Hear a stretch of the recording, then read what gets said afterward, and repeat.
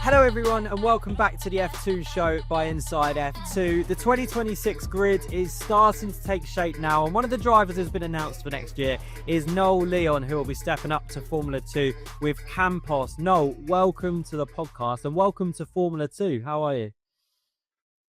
Hello, guys. Yeah, super excited. Super happy to get already announced for next year with a great team, with a great family, which is Campos Racing. So really thankful with them. Really grateful for the opportunity, and yeah, looking forward to do the first test with them. Absolutely. We're going to talk more about that in a bit. Where are you in the world right now? We've just been speaking, haven't we? And you're sat there in a t-shirt and I'm sat here with a jumper on because it's cold in the UK. Where are you right now? Yeah. I'm in a nice weather. To be honest, I'm in Valencia, working with a team. So yeah, to be honest, it's great. The city, the team. I've been working with them, and yeah, I felt like home. So I'm really looking forward for next year. And yes, as you say, I'm in a t-shirt in November, so it's really nice to be in a place like that. A little bit similar to Mexico, to be honest. So yeah, the change doesn't feel massive. Now I understand why you chose Campos. It's for the good weather in November, right? Very rare. Love that. Before we get started, we've just hit 350,000 subscribers on the podcast, and we're really grateful for everyone's support. If you aren't subscribed, please do hit that subscribe button. The bigger the show gets, the more fun things we can do with drivers like Noel. Yeah, we'll continue to grow the channel. So if you haven't done so already, please subscribe. But thank you to everyone who has subscribed so far. No, we've had loads of questions come in from the fans, so I'm going to ask you a few questions as we go through. So my goal today is to help the Formula 2 fans understand the real Noel León. So first question is from Diego, who asks, what's your favourite food? Tacos. My favorite food is tacos, for sure. I miss a lot them when I'm in the race weekend, of course, and with the diet that I need to have now. So I miss them a lot. I've been in Mexico. I was in Mexico like 2 weeks ago, 3 weeks ago, and I ate a lot of tacos because I miss them so much. And yeah, I think so. I went up like a kilo when I came back to Europe. Love that. Well, you need to get Campos to have some tacos ready to go for you at the Yeah, they love it. To be honest, we've been in some tracks. There are some really good restaurants, and I mean, we always have a good relationship. So this year, I was like, "You already went to the tacos place?" And they were like, "Yeah, yeah, for sure, man. Like we love them." So yeah, I think so. Later in the year, we will do like a barbecue of tacos in the workshop. Love that. Nice. Zoe asks, pineapple on pizza, yes or no? What camp are you in there? No, no, No, for sure not. No, no, no. doesn't work, does it? No, that doesn't work. Like last year, I was in an Italian team, and they show me that is no way that I put pineapple on the pizza. So I stick to that. Love that. Nice. Jamie asks, who's your closest friend in the world of motorsport? My closest friend. Oh my God, I I have a really good relationship with Santiago Ramos. Yeah. Uh, I mean, with all the Spanish speakers, I have a really good relationship with my teammates. I don't know, but I think so. The close one is Santiago. We've been for a long time racing together. We were racing karting since we were kids, so I think so. That's my closest friend in racing, to be honest. Yeah, sure. Okay, well, listen, enough of the fun stuff. We'll come back to the fun stuff in a bit. Let's talk motorsport. Talk to me about your career so far. So, how did you first get into motorsport? What was how did you first get in a kart, for example? Yeah, it's really fun. My story actually. My dad has a karting team in Mexico, so since I was born, I think I was already in a go kart. So when I get to 5 years old, my dad gave me as a present a go kart, so I was able to start racing in Mexico. From then onwards, I spent a lot of time in karting. In Mexico, then going to the US, and then obviously I was growing up, going step by step in karting until I arrived to KC, and I started to do some Formula 4 races in Mexico as opportunity. with a team that is being really close to my dad always. So yeah, it was an opportunity in my hometown race, which a driver was sick, so he was not able to race, and they called me before FP2 that if I was able to race, and yeah, I was actually that weekend I was supposed to race in a Volkswagen, like a touring car, like a touring race car, Yeah. for the first time in a big track. I was 13 years old, so not able to even race KC, and I was supposed to do that race. But that weekend I got the final exams of school, and it was a really really bad one. So my mom actually didn't allow me to race in the Volkswagen race. But actually that day, it was a Saturday, and it was the day that we should go to the racetrack with my dad to train, and it was a race weekend. So my dad called me.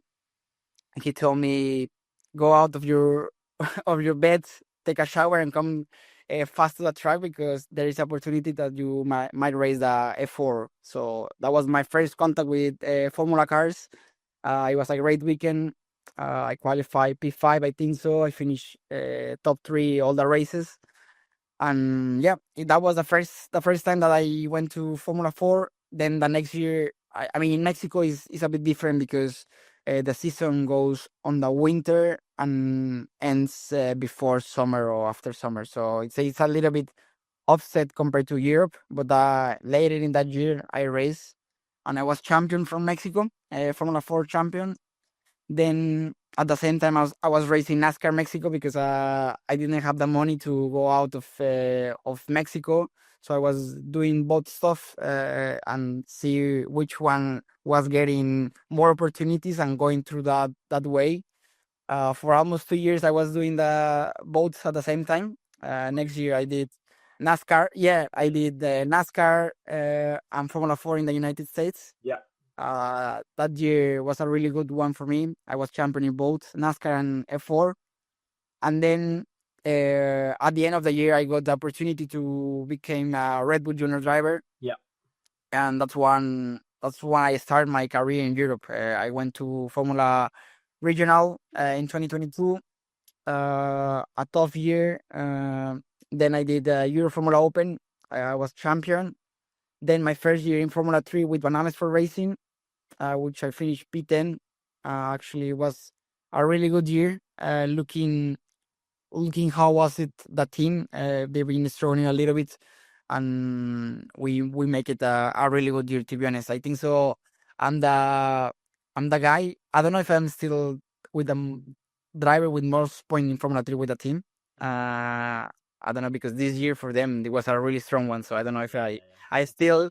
But when I left the team, I was the number one driver in the points. So that was a really good year.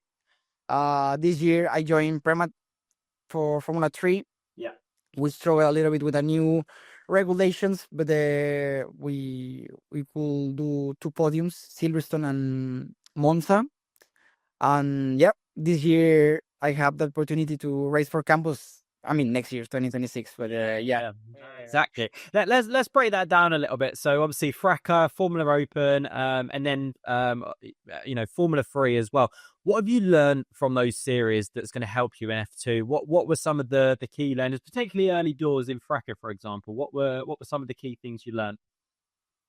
I think so. The preparation is key now in every single junior category in Europe. There is a lot of people. There is a lot of talent. There is really good drivers. So at the end of the day, what makes the difference is small things, small details in a lap. Like at the end of the day, you are looking for half a 10 in each corner, and it can be 4 to 5 tenths. In a quali lap, it's a lot. So preparation is really, really important. I think so. That's why my 2022 year was a difficult one, because I never drove in Europe in a Formula car. So I only did 2 test days in Barcelona before a season, which I never learned the European stuff, all the racing stuff. So it was a big change for me. with no preparation. So everything was really, really bad. So I've learned through the years that preparation is key. Every time it's getting tighter, the field, every time it is more talent drivers. So at the end of the day, you need to look for the small details and tracks. So preparation is key with the team, and that's why I'm now with the team working already for next year to already being like two seasons with them when I start my first season in Formula 2. Yeah, no, for sure, definitely. And 2025, then obviously you mentioned it there, obviously going to Prema. How would you reflect on the 2025 season? Presumably the highlights were obviously the podium at Silverstone and finishing the season strong in Monza. But yeah, how would you reflect on the season overall? It was a really tough season, you know. I was coming from a really good year in Formula 3 with Van Amersfoort.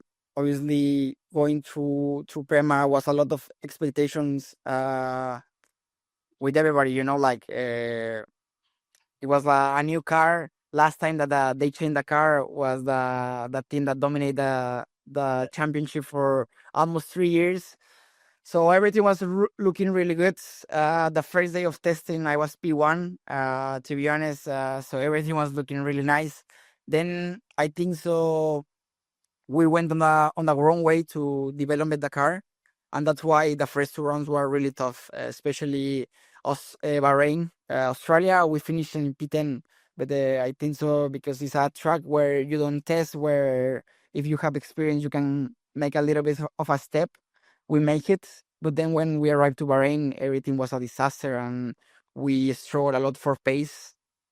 Then progressively we were going to have a better year, but there were a lot of things out of my control and out of the control of the team that were making us losing time. And at the end of the day, uh, as I say, you need to look for the really small details. You need to minimize all the gap that you can find, and there was a big gap where I think so it was important, and we couldn't do nothing about it. So I think so I learned a lot mentally. I learned a lot myself. Obviously, it was a really tough moment, a really tough year for myself. So keeping in the right way the mind and your direction to keep pushing every time you go to the car, it was important, and especially knowing that I was not going to do another year of F3. So my sponsors tell me that if I don't make the step to Formula 2, probably my career will be in trouble. So, you know, having this in mind and having all that stuff, I needed to push all the way to have the best results and to get the best team possible. Thankful to Adri Campos with Andreu. I got the opportunity to race with them for next year, and it's a great opportunity. The team has been really, really strong. So I'm grateful, and I will be pushing as much as I can to get the results that we deserve. Definitely. Let's talk about that then. Obviously, Campos, one of the best teams though in Formula 2 over the last few years. Obviously, Isaac jumped up to Formula 1 from Campos last year. Arvid Lindblad might be doing the same this year. We'll wait and see on that one. But they are one of the best teams in Formula 2. And you're going straight in with a chance of winning races from the get-go, right? Yes, as I say, it's a great opportunity. I'm really grateful with Adrian Campos, with Andreu for the opportunity. You know, it was a tough year. They believe in myself. They believe that we can do great things together. And yeah, I changed all my life. I came to Valencia to live close to the team. Actually, I live 45 minutes from Valencia. I live in Alcira, 5 minutes from the workshop. So every day I'm going to the workshop. Every day I'm going to the gym to prepare a simulator, being there with the team just to if I can help in something. Yeah. And yeah, it's been great. I think so. We've been doing some testing days to prepare the next season. We've been doing good stuff, and I think so. I mean, I can't wait to get started with a real car, to be honest. In December in Abu Dhabi, really looking forward. And it's a team where probably in the last 2 years they've been putting F1 drivers. So I think so. I will I will enjoy it a lot, and I will learn a lot from them. When did you move? Was that straight as soon as the deal was signed and the Formula 3 season had finished? You moved straight to Valencia, or? Yes, actually, I put my luggage after Monza in the campus truck from Perma, because I my apartment was signed from next week onwards. So Yeah, yeah. they helped me to move all my racing kit from Italy to Valencia. But it was a bit of a strange feeling to move all my things to campus with the Perma logos and everything. But it was the stuff that I have it at the moment. Love that. You said that you've been training your whole life to kind of get to this moment, right? What's the one thing that you're looking forward to about being a Formula Two driver? How does that sound, by the way? Noel Leon, Formula Two driver. Is that kind of sunk in yet, or?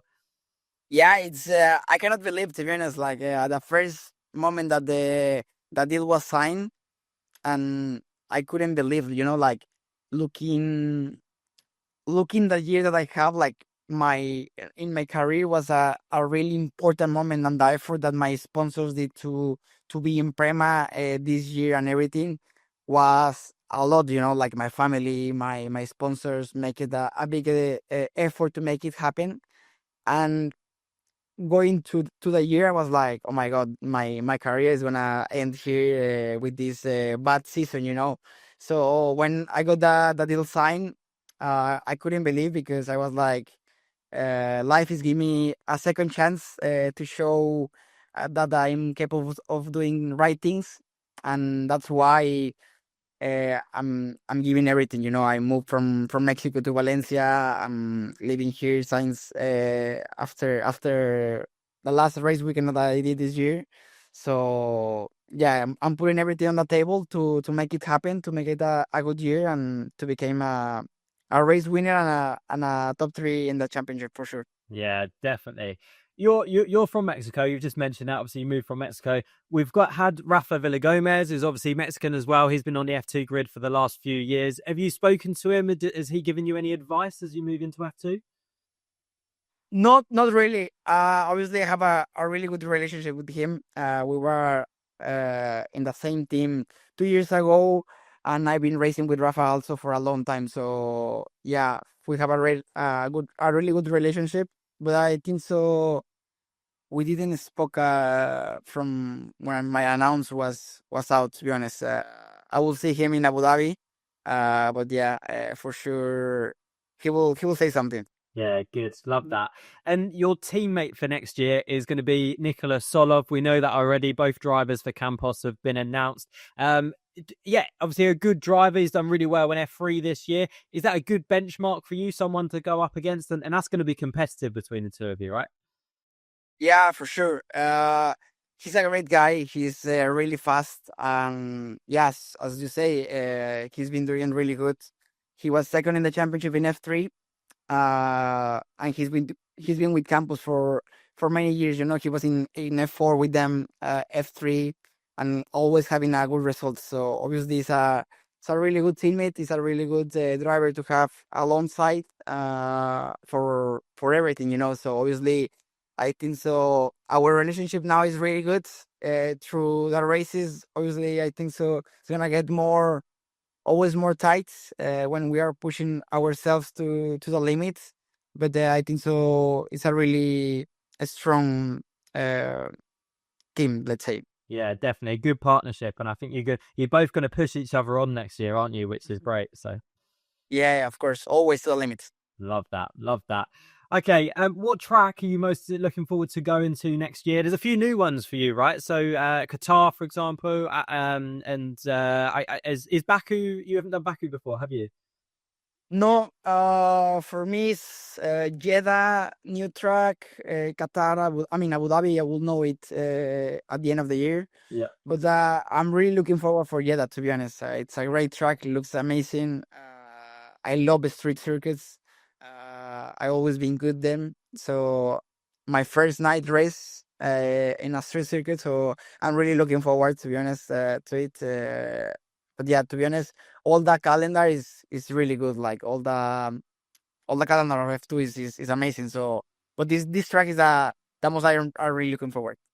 Mate, Jeddah looks fast. That's it. That is from me looking, watching on the sofa. I'm scared of that track for you guys. That is fast, isn't it? Yeah, that is really fast, and I heard that the steering wheel puts quite heavy through to the high speed corner. So I'm training to don't have an issue and be able to push 100% all the laps. But yeah, it's really really fast, and yeah, I love them. Yeah, sure. What's training looking like for you at the moment? What kind of things are you doing to get yourself ready for a Formula Two car? Yeah, I mean, overall, a little bit more endurance training. Obviously, the races are longer. You have the pit stop, so always you need to have procedures in your head. So it's important to train in tough conditions, let's say, like heat, endurance, and then a little bit with mind, a little with reaction times and everything. Because in F3, I think so, like you need to fight a lot at the beginning. Then at some point it stabilize because of race pace or something, and then it's until the end, like just kind of pushing, and with a dirty air, sometimes it's just like kind of following. But in F2 with pit stops with everything, you always need to be really aware of what is happening to make the call. Sometimes can be a safety car in the last 6 laps, and you're in a position where you can stop, put soft tires, and go again and push as much as you can. So you need to be always ready, always physical good to be able to push yourself again. So I mean, in the testing that I've been doing, I didn't have an issue. But obviously you always want to be 20-30% more than what you need to always be being good. And if, for example, the heat is really hot on track, obviously you're going to get more tired and everything, and that's why the 30% is always good to have it extra. So then you finish on a good side. So with my physio, I've been working really well. Carlos has been working with me since last year. He lives in Valencia as well, so it's good because we train all the time. We spend a lot of times in the gym. Like we arrive from 11 a.m. and we left like 5 p.m. or something like that, because we have lunch here. We play paddle. We go to the gym. We go to the sauna. We go to the ice bath. So yeah, it's been great. He's a great person, and he's helping me a lot, of course. Yeah, awesome. What's your paddle like? You any good? No, no, no, we are really bad. So that's why we play a lot of paddle, and now we have like a class. One time per week we have a class, and we've been better, but for sure not as good Yeah, as others. I've started playing a bit recently, and I'm going to have a game with the F2 commentator Chris McCarthy. I'm going to be having a game with him soon as well. So yeah, love it, mate. Getting into it. Yeah, yeah, you need to force them a little bit and pushing them, and then they make the mistake. Love it. Let's go back to some fan questions to finish up. So Maria asked, "Who would play you in a film? If there was a film about Noel Leon, what actor would play you in a film?" The bad one, I will say. You play yourself. Yeah, I mean, Why you like acting? You any good or? no, to be honest, no. I don't like. I only like racing, to be honest, and Yeah. that's everything. But no, no, no. I don't think so. I'm for that. Got it. Got it. Okay. Atiana, I think that's how you pronounce the name, asks, "Who's the quickest driver you've ever raced against?" The quickest driver. There's a lot of quickest driver, to be honest. What about you? I cannot say one, to be honest. Yeah. Hugo was really fast. I What? mean, between my So gone. yeah, yeah, yeah, between like with the teammates that I had, and we have like everything. I think so this year with Hugo, he was quite fast, uh, and we push ourselves quite a lot, uh, especially high speed. In the high speed, he was quite good. Uh, then I became a little bit better in high speed, and I was always good in high speed but when I saw Hugo when he get confidence with a car, he was able to go back on throttle quite fast. So then I learned a little bit from him in the high speed, and then at the end we were pushing ourselves quite a lot. Okay, good stuff. Matt or Matty, Matt. Sometimes we get this Matty ask a question quite a bit, so I'm going to go with Matty. Ask, what's the best advice you've ever had? Don't do more than what you have. If you have a car to finish P5, you finish P5. If you have a car to finish P1, you finish P1. Yeah, sure. Never try to make it more than what you have, because probably you will end up in the wall. Yeah, absolutely. Yeah, I tell you what, last year so Gabby Bortoletto, when he was an F2, he said pretty much exactly the same thing. He said, just, whatever the car's got, you take that result, and the consistency. I mean, that took him to the title, that consistency, right? So I think that's real nice. It's a really good advice. It's difficult to make it happen, to be honest, and to, like, when you are in the race, you want to push for more, you want to go for it, you want to make the move, but sometimes looking back, you lost more points than what you will gain to make it that happen, that place, so that's why I tell you I'm training a lot with the resistance, with endurance, with mental stuff, to be in the race much better and to be more calm and make the decisions in the right way, because I think so this year I make some decisions that was quite I would say quite stupid, to be honest, that I wouldn't do again. I lost a lot of points by nothing, by trying to make it a place where shouldn't be attacking or defending, so that's why we train a lot on that, and to make it much better next year. Yeah, sure. We get stronger from our mistakes, right? Which is the main Yes. Last one, Salvatore asked, what are your expectations for next year? What do you think you can achieve for next year? I would like to finish in the top 3 on the championship. I think so. I have a really good team. I have a really good mechanics, engineer, people around me, and I know that I'm able to make it happen, and that's why we're pushing a lot. We are giving everything to make it happen and make it a really good year. Absolutely. Okay, listen, that's all we got time for today. No, do you have a message for your fans ahead of the 2026 season? Yeah, I mean, I must say that thanks to all the fans that helped me through the years, especially this year. I always have a really good support from all of them. It was a really tough year, so really looking forward for this one. We are in a great position, and let's make it and try to put the Mexican flag on top.